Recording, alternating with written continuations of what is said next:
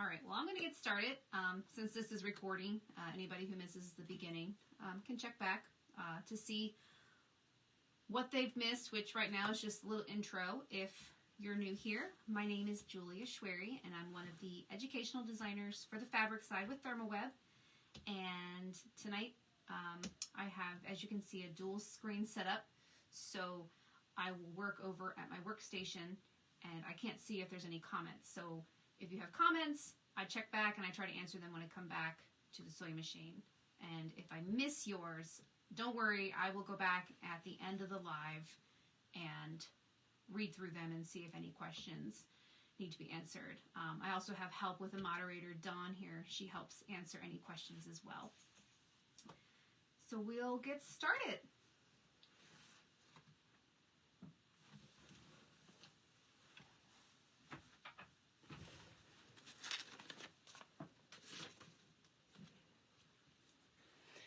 All right, so tonight we are making some kitchen towel holders. And I chose green knowing that we were at the end of February and March is knocking at our door. So to get started, you will need, I have the link in the description, you will need to go to ThermOWeb's blog and print off the template for the, I call it a dish towel hanger, for the kitchen towel holder, and then cut it out.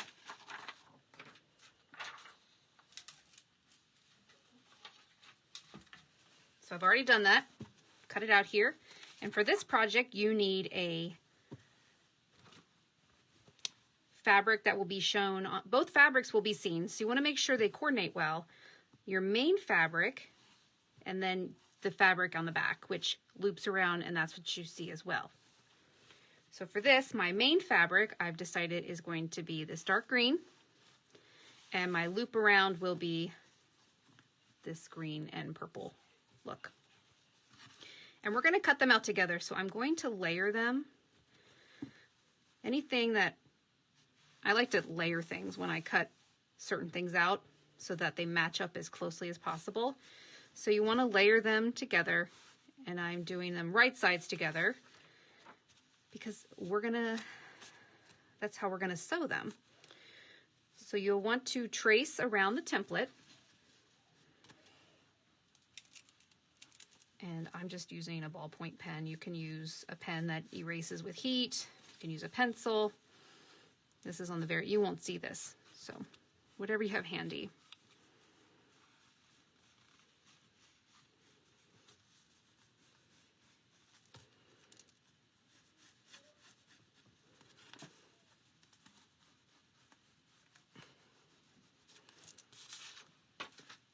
And then we're going to cut them out, and I'm just going to pin them together to make sure that they don't slide on me. I love these. I don't know about anybody else. I've grown up with these in my kitchen, and you see them a lot at craft shows, and you can do them for any holiday, any decor. The possibilities for these are endless. I also use this a lot when you go camping. These are great to hook on.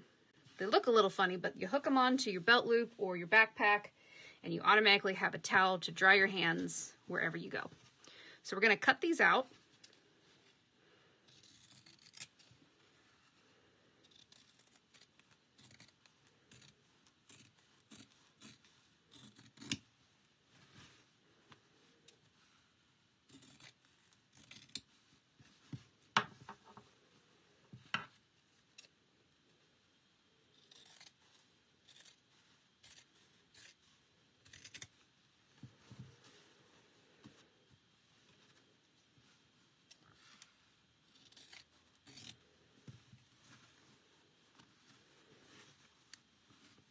And when you're making these, you can actually do 2 at a time. I'm only making 1 tonight, but as you'll see when we get to the towel portion,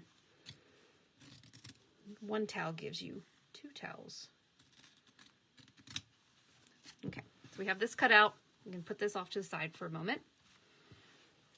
So the next thing you'll want to do is we're using Fusible fleece. So this is a non-woven, soft on one side, and you can feel the fusible on the other.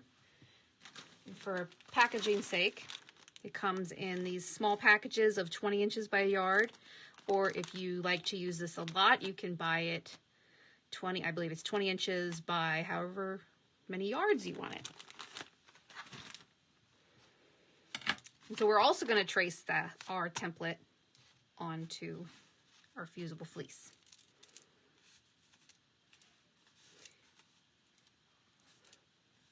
And because of last time, I'm going to check the comments, make sure, and let me know everything's going good. It looked good on my end, but after last month's debacle, I want to make sure everything is streaming really good for everybody.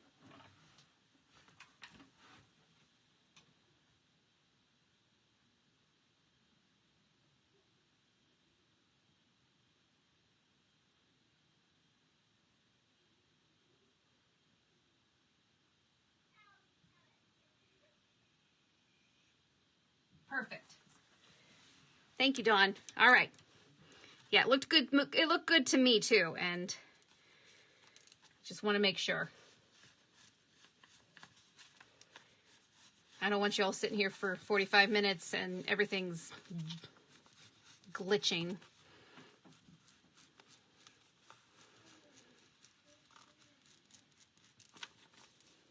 So, tracing this out.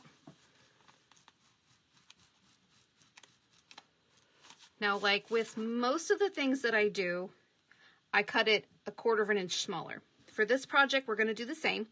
We're going to cut it 1/4 of an inch smaller all the way around from here to here. The bottom, we're actually going to cut it about 1/2 an inch shorter, and you'll see why later on in the video why we did that. It helps it so it's not so bulky when we're sewing it. So I'm going to cut just slightly in, and I always cut just short. I don't like bulky seams, and I know there's some, some sewing machines where bulky seams just don't get along.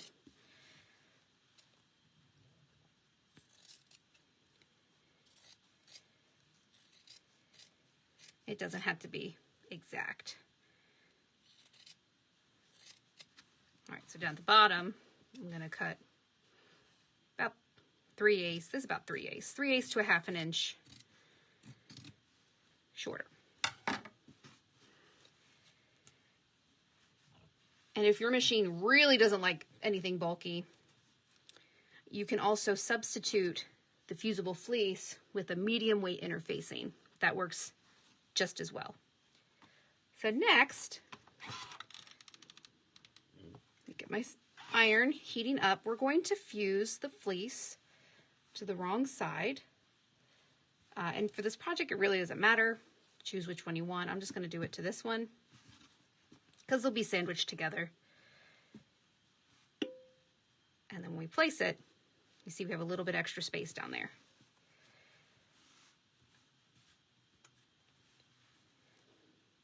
I'm going to let my sewing machine heat up. I had it on warm. And I'm going to turn it over. We'll just get started.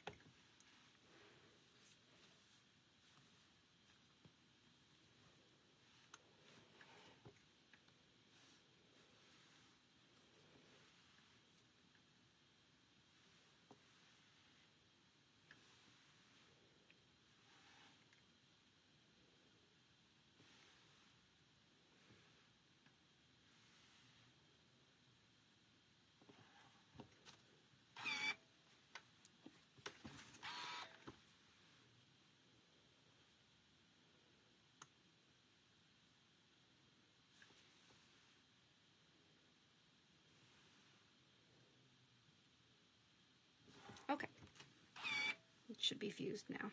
It is.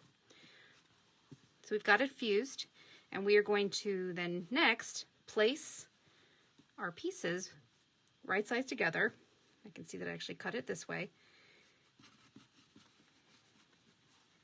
That's why I like cutting them together. Then you can match them up, and they're almost a perfect match.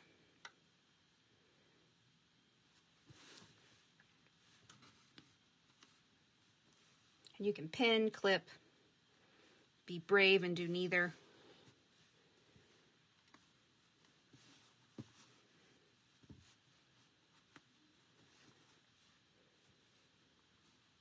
And for this next part, we're going to sew. I'm going to go over to the sewing machine and I'll check the comments. You're going to sew starting from here. You're going to go all the way around and end here. You're going to leave this bottom open. So I'll be right back.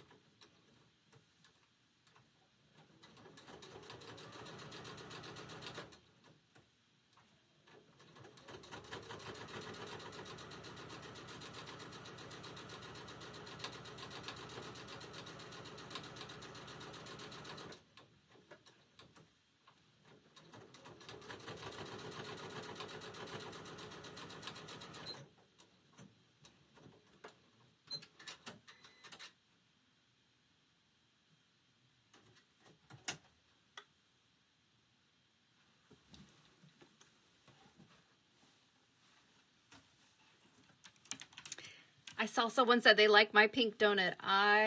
Thank you. I like it too. Here's my other one I usually use. I have a tutorial for that on my website, but it does use a die cutter. I'm working on another tutorial where I make my own shapes. I mean, they're circles. So stick around and you'll be able to find that tutorial. It's really simple. Okay, so I forgot to mention, it's just a 1/4 of an inch.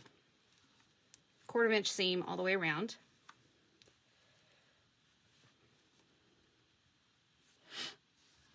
And then what we need to do next is clip our corners. So we're going to clip these two.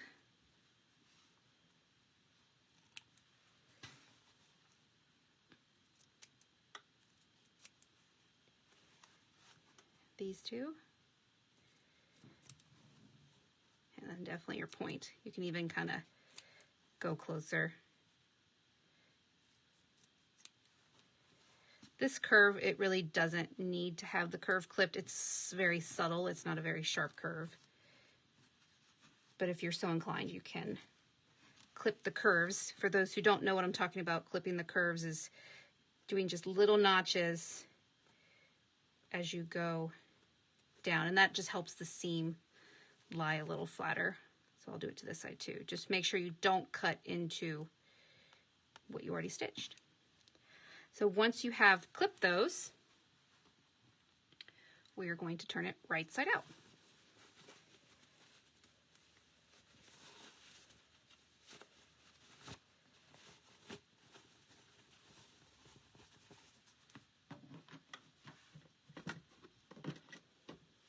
I don't know where my turning tool is, so a pencil is going to work tonight.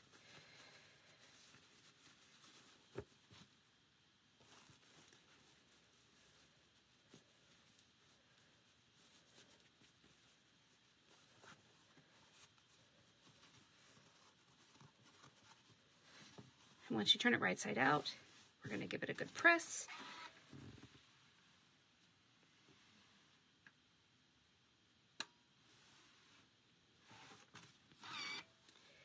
And then we are going to, just to get it prepared for the next step, we're going to turn under the bottom and press it so that it's ready.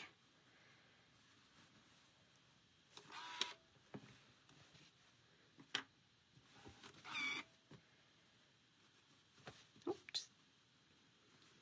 Don't hit your finger on the iron.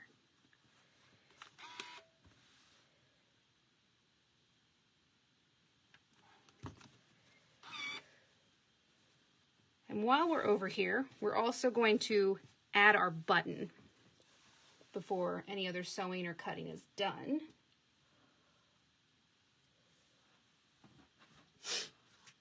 Now we are going to be using a button foot, and I already measured my foot for my button, so I can actually take this out as long as I don't move this.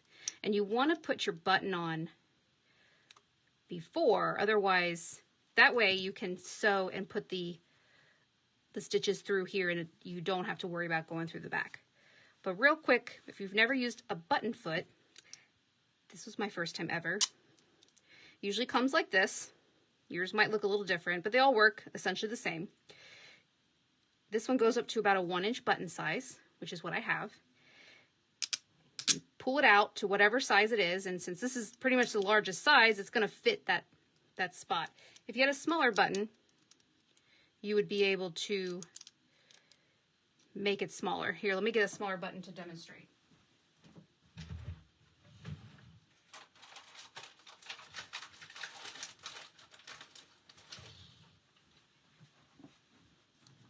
I had to look all this up because I'd never done a button before. So if you had a smaller button, that's how your machine would know what to sew based on your button size. But I am doing the largest size, which is about a 1-inch button, and it pretty much fits that whole space. It barely clicks. But since I have my size determined now, I can add my button and just place this over my machine for later. So we're going to add our button, and I tried to give you a general idea of where the button will go and where there are these little dots. So it's about right here. I'm going to go a little bit higher. I think I turned this under a little bit.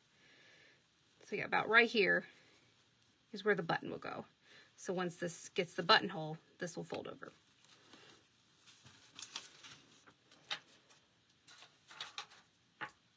And I am using my favorite thread, upholstery thread. Let me get a needle.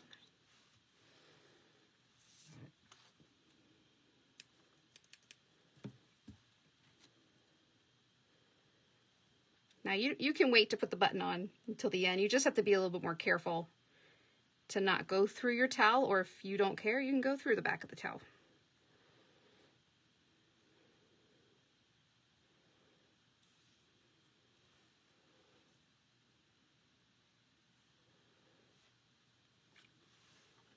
Put a little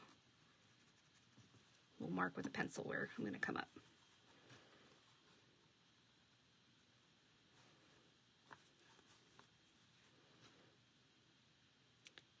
And these buttons, these are homemade buttons. I made these, I was experimenting with resin. It's a lot of fun. And sparkles.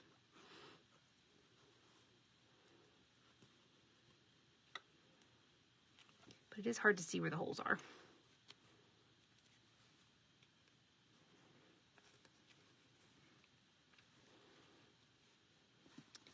And I'm on camera. A lot of times when I'm doing buttons, like they're right up on my chest. This is a little bit different scenario. Oh, I went through the same hole. There we go.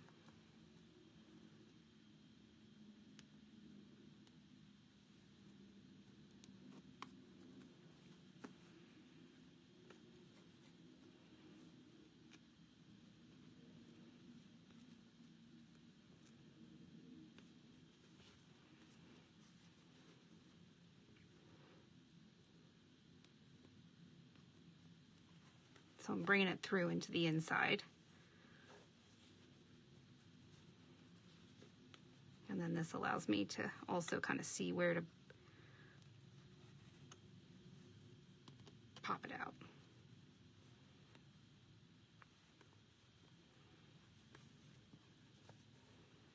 Although it's being very stubborn.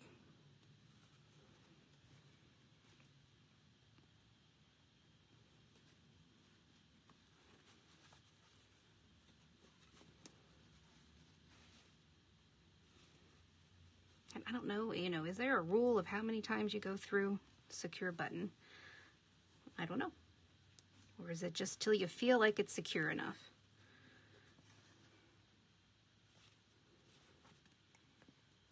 will be my last turn. And then you'll tie it off in the inside.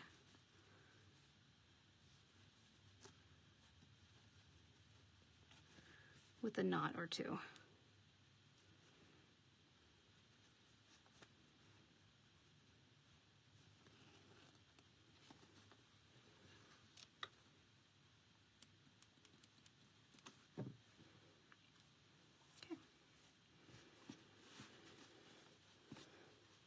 All right, so we can just set this off to the side for now. Next is our towel. So like I said earlier, one towel gives you 2 towels. So we're just gonna eyeball this and we're gonna just cut it in half. Pretty much where the fold is.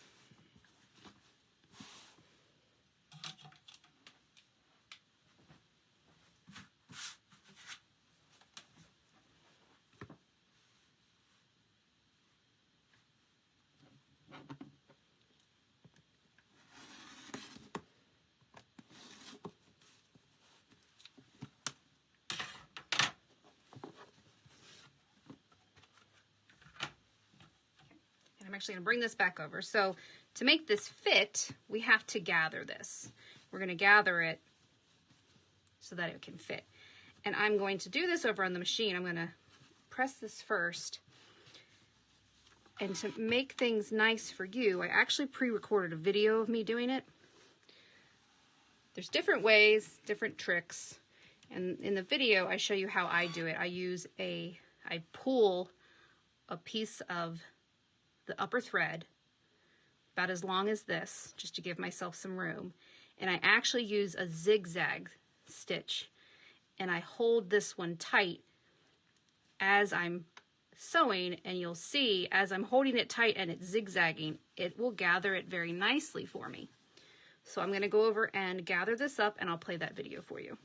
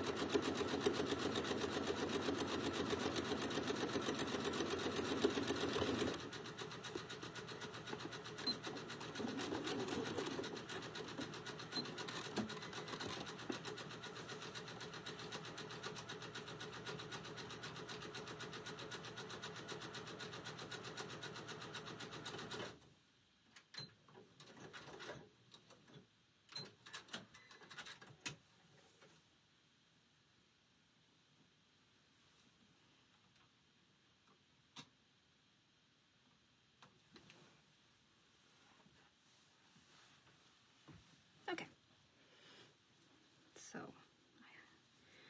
I have gathered this one up in the same manner as the video. And so that it doesn't lose its gather, I'm going to show you what I do as well. So I need to measure the size that I needed. So what is it going to fit in? It's going to fit in this. And if you didn't pull it, or if you do it a different way, you might have to then pull it yourself. But you want it to fit in here. But this is going to keep getting loose. So what I do is I pull it to where I need it, and I place a pin at the end. And then I take this and I just do a bunch of figure eights.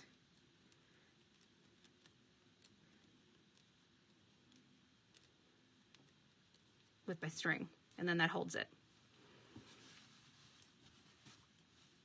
Because what we're going to do next is we're going to insert this in here. We're going to make it look pretty.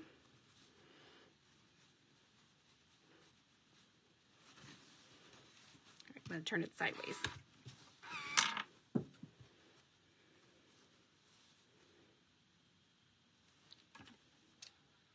Chop off any loose ends. And you want to make sure if you did the zigzag method that it's up where you're not going to see it. Otherwise, you're going to have to take the seam ripper. And you can take and seam rip that out as long as everything's secure. We're going to do a decent amount of pinning. We're going to stick that pin up in there for now.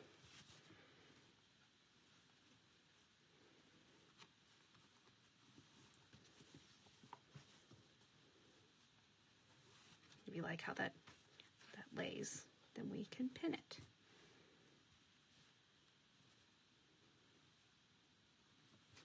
And this is why we cut the fusible fleece shorter. Because of the towel, this gets decently thick, and if you have the fleece added to it, your machine, I know my machine, does not like that.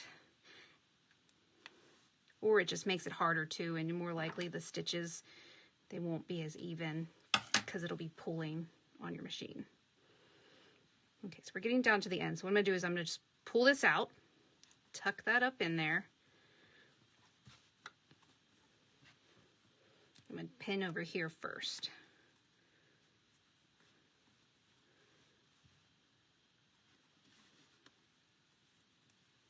And then I'm going to turn it. This looks really pretty, but I'm going to turn it over because the back isn't quite right. So you got to make sure that back looks good too.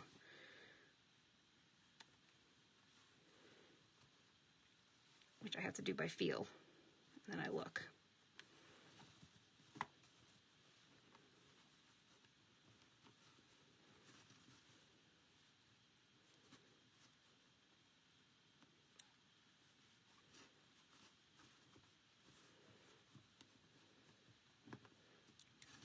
Just this side needs it.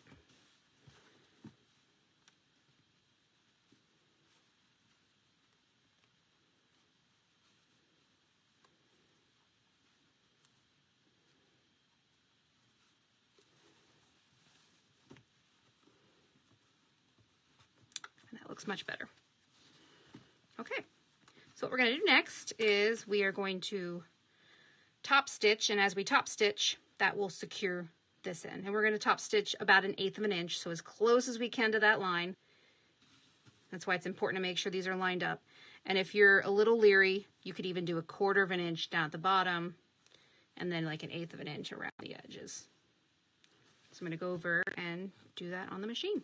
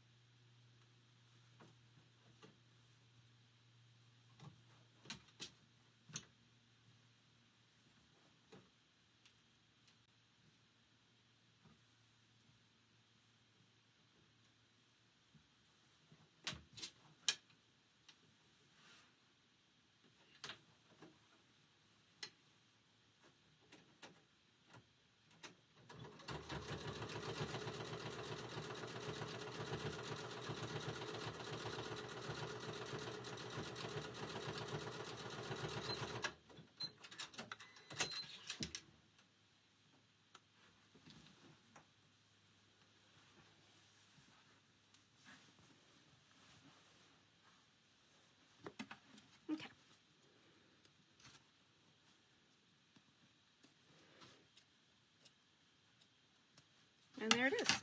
So what we're going to do next is we're going to do the buttonhole. Now, if you don't have to do a button. If you have the cam snaps, you can do cam snap here, and make it a snap instead, if this intimidates you.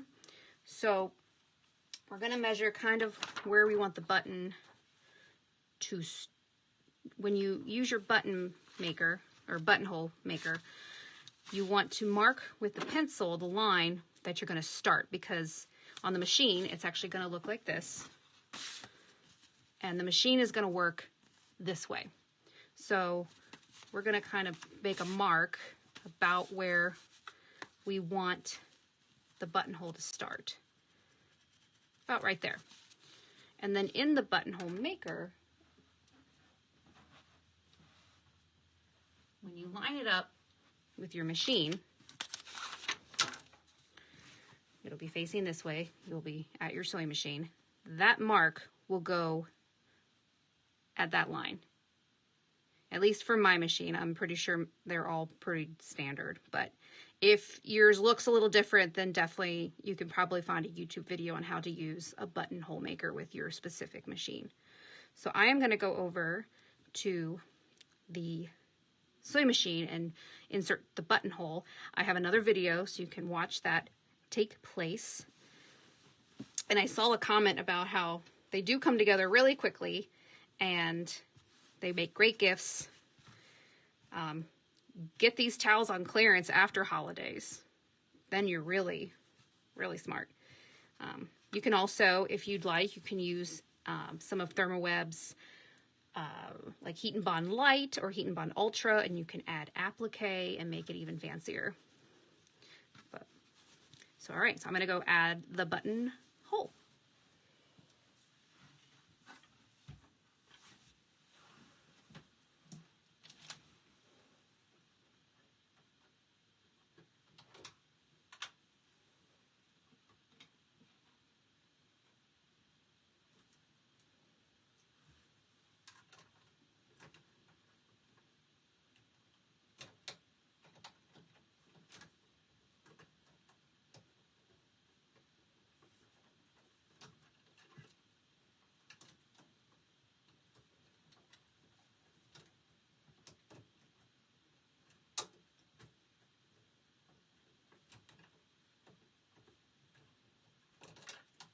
I'm trying to attach it to my foot.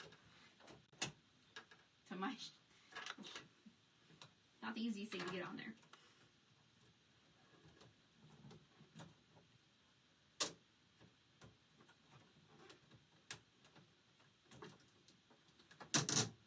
Okay. All right, let me get the video started. And I don't know if in the video it shows. A lot of times your machine will have something that you can pull down. You can't really see that on mine. Let's see. Like here, I've got this piece that goes up and down.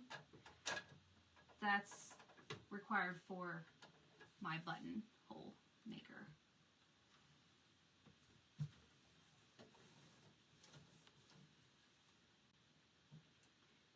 And then, of course, you'll have to look on your model and machine. It will have a stitch for a buttonhole stitch, and mine has 6 different ones, so we're going to go with the rounded edge one. But here's the video while I get started.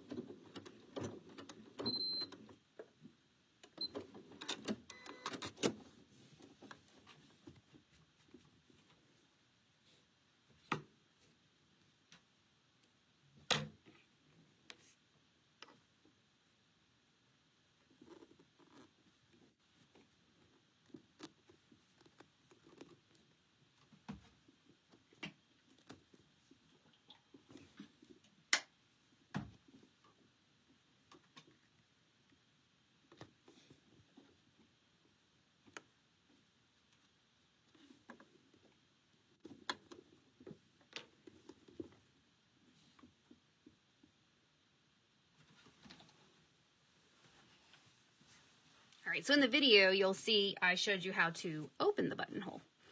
And I'm gonna do it here for you again as well. So the buttonhole, it looks, and as you're making it, you think, oh my gosh, this is way too big. It isn't, I promise you it's not. So this is another scary thing. You gotta pull out your seam ripper. And I start from one end and go halfway, and then I turn around and go the other way because you don't wanna accidentally rip through all of your hard work. And then if you have any little pieces, my machine will gum up some of the pieces of fabric, and it would look really nice if I used the same color as this, but for time's sake I just did white, which it's not bad. It kind of goes with everything. So we're going to insert the seam ripper in and gently go down that little edge, and then we're going to turn around, insert in the other side until it, and then if there's any frayed edges, you can trim those off. And there it is. Now you have, see, almost didn't fit, but it fits. So the machine knows what it's doing. There it is. A nice little kitchen towel holder. And this should go over most standard oven handles. I have a Samsung, I think, kitchen oven, or it goes over any of your kitchen. If you've got like the pull drawers, like not the knobs, but like the handles, it can go over those. These might look really pretty in a bathroom. This could go over if you've got just a hook to hold it. Possibilities are large number.